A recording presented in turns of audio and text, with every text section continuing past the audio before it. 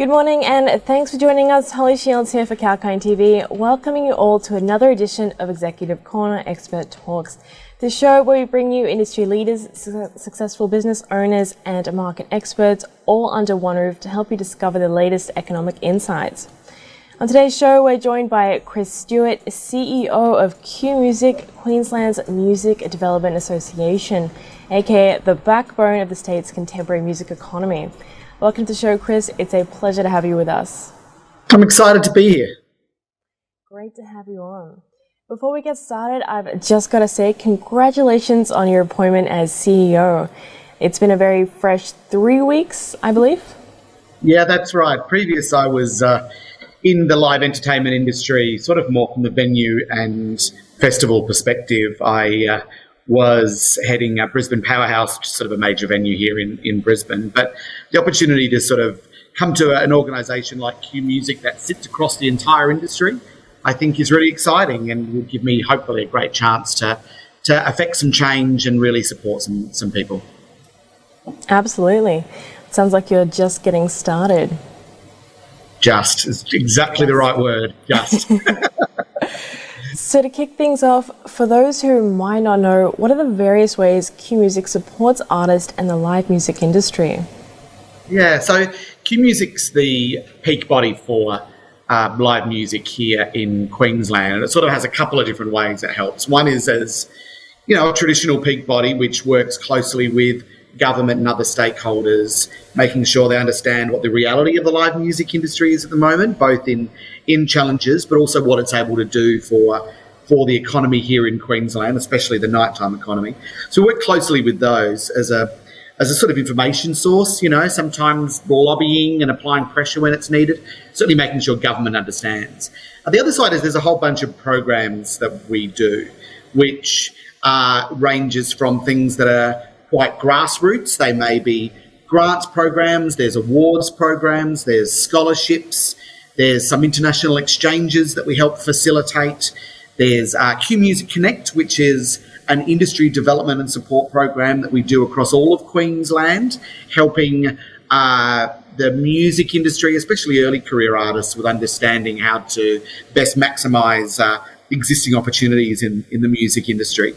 And that's a really interesting program because Queensland is such a decentralised state. To sort of both be working on the Gold Coast and Cairns is a really big footprint for an organisation to try and cover. So that's one thing that's really important to us, is making sure that we are present in all of those cities. We also have a bunch of festivals that we do. We work very closely with the City of Brisbane with events such as Valley Fiesta. We have Winter Sessions, a large multi-venue festival that we're delivering for the city coming up in a few weeks. And probably like the most important thing we do in some ways of measuring it is an event called Big Sound, which is the largest music industry event in the Southern Hemisphere. It's all about sort of discovery of new ideas and new talent. It's a way for the industry to come together to sort of discuss where we currently stand and help chart, some relationships that can help take them forward and discover a lot of new talent as well. There'll be, hundreds of artists that get presented across all of the venues of Fortitude Valley during Big Sound. Right, well, it sounds like you have a lot on offer, not just for artists, but for music enthusiasts as well.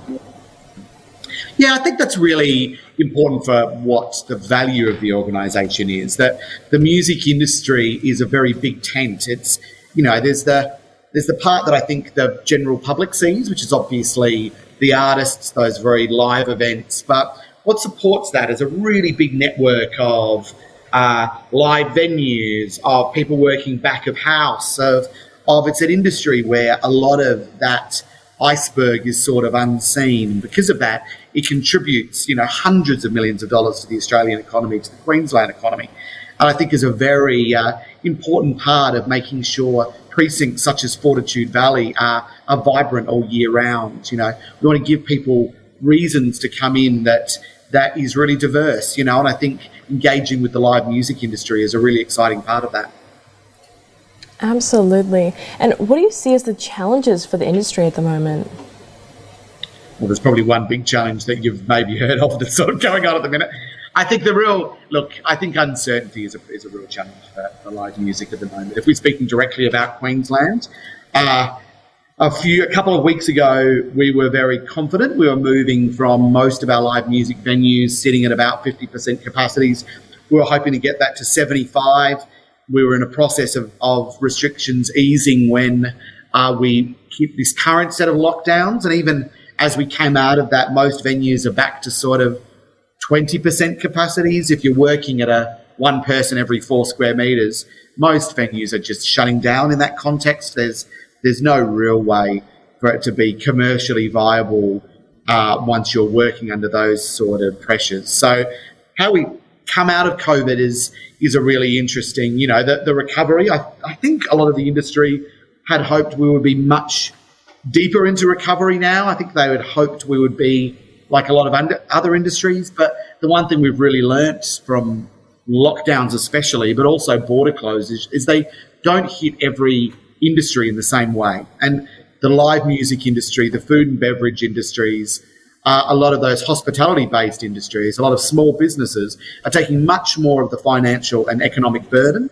that comes with COVID closures and lockdowns. And I think that's one of the messages that we really hope government and others sort of understand, that there are a lot of industries that I think are actually able to trade through a lot of COVID challenges without massive financial impacts. But for the music industry, it's completely devastating. And I think one of the biggest fears at the moment, especially with the current, these late June, early July lockdowns that have come with the Delta variant, I think a lot of us are really worried that there may be a few straw that broke the camel's back moments for some venues and some artists.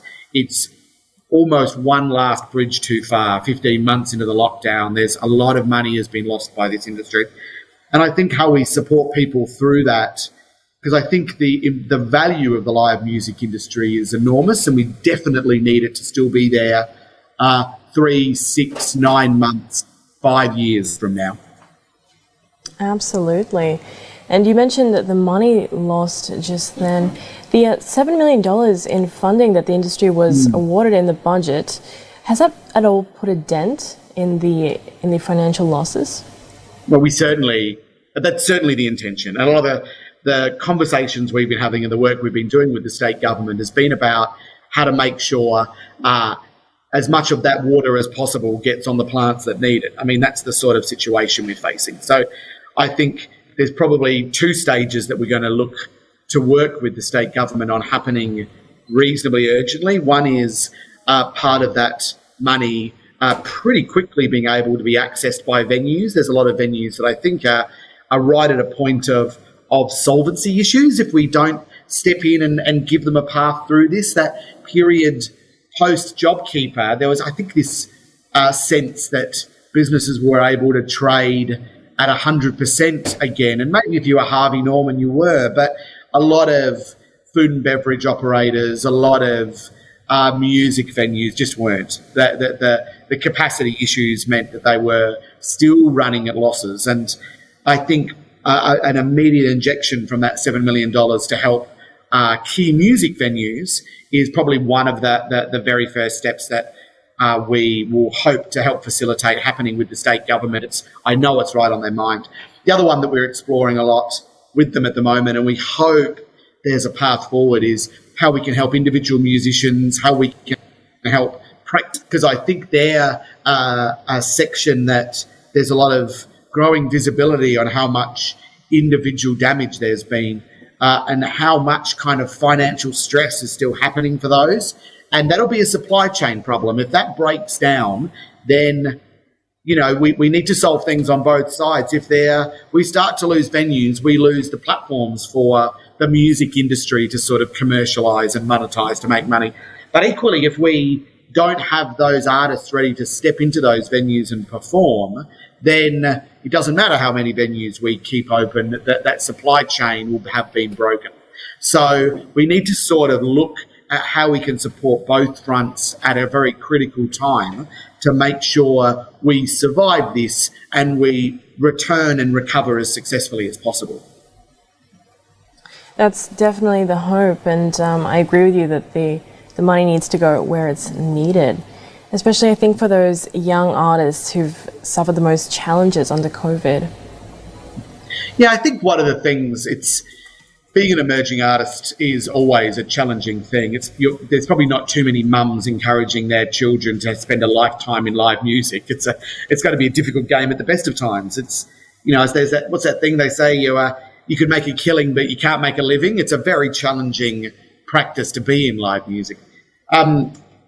But that being said, it's probably the area we need to give most attention to, because we need to keep renewing from the ground up. That there might be successful bands that have stayed on retainers. There might be people that have other sources of income coming through. But for a lot of emerging artists and early career artists, the money they earn from live performance is often the first line of income for you. It's the first way you start running a sustainable and viable music business. So making sure that returns and we support them is really important. We don't want to lose those guys. We don't want to lose a generation of musicians due to COVID. So that is a really critical thing for us going forward. Absolutely. I definitely agree there. And you mentioned earlier the festival you have coming up, Winter Sessions, for this coming August. Speaking of all these COVID issues, how are you planning the event to be seamless amid the restrictions? Yeah, it's really interesting. I think at the moment, we're sort of planning on a few different fronts simultaneously. The ideal version will be within the next few weeks, we get to where the government hoped we would be a few weeks ago, which is some restrictions that have been eased, venues being run probably closer to where live sporting venues and other live venues are, which is much more practical capacities, so the venues can be run commercially. Obviously, there's a lot of stringent COVID safety practices that we need to do no matter what, and there's sort of a non-negotiable. And what we are hoping is the evidence of that flows through to the restrictions being eased as the plan was a few weeks ago. That's sort of, I guess, the most positive practical scenario we can hope for. The next one is getting to where restrictions were just before that, which is that 1 person per 2 square metres, which, look, is challenging, very challenging, and is still not probably that practical for those venues. But we hope with some of the financial support we can bring to the festival and the partnerships we've built with people such as the city of Brisbane, that will still be something that will work for the artists and the venues. I don't think audiences are the problem. I think audiences have demonstrated their willingness to return and want the clear demand that there is for live music. So I think that isn't going to be the challenge. Probably the version that will be most difficult would be if it maintains what it is now, with borders closed, so it's a challenge to get artists in from interstate. That's obviously an issue. And equally, if we maintain it at 1 person per 4 square metres, which is what they're holding live music venues, food and beverage venues to at the moment. So that would be the most critical challenge. Not insurmountable, but obviously of the different scenarios we're preparing for, the one that will be most difficult for us to be able to work with the venues and musicians through, but still one we're committed to seeing through. All right, and hopefully we get the best possible outcome there with limited restrictions. Just before we wrap up, what else can we expect to see from Qmusic in the near future? Yeah, well, obviously Big Sound is coming up for us in September, and then the Valley Fiesta is almost straight after that in October. So from now through to the end of the year, there's a lot of live performance that we're trying to do. We see that that's probably where we can really benefit the industry really strongly. The other thing that's sort of coming up a lot is there's a lot of movement on a national level around safety and harm minimisation. There's a lot of questions around equity and access that we're looking to really positive be a partner in. That's really a question not just for Queensland, but for all of Australia to look at, about how we make sure that sort of harm and harassment minimisation can happen both within our venues, but also within our industry, within the business of music. We need to start getting better and better in that. The music industry, I think, probably needs to hold its hand up and say it hasn't always had best practice for how it can support people of colour, women. There's been people that have had challenges in the past in the industry, and we need to sort of tell a bit of truth to ourselves about that and start doing better. So we're looking at a bunch of things that can happen nationally in that space as well, because this idea of recovery for our industry isn't just financial recovery, it's for how we can build a better music industry going forward. And we have a very big responsibility, I think, to be a positive participant in that. And that's something else that's really right as a big key discussion for us, and something we really hope we can really help some success happen. Absolutely, and that is a really good point. Probably not something that too many people think about when they think about the recovery of the industry. But on that note, however, that is just about all we have time for. So I have to say, Kris, thank you so much for joining us. Your insights have been invaluable. Thank you. Great to have you on. And thanks for your time as well, viewers. Stay tuned and we'll be back with more live market updates. Holly Shields signing off.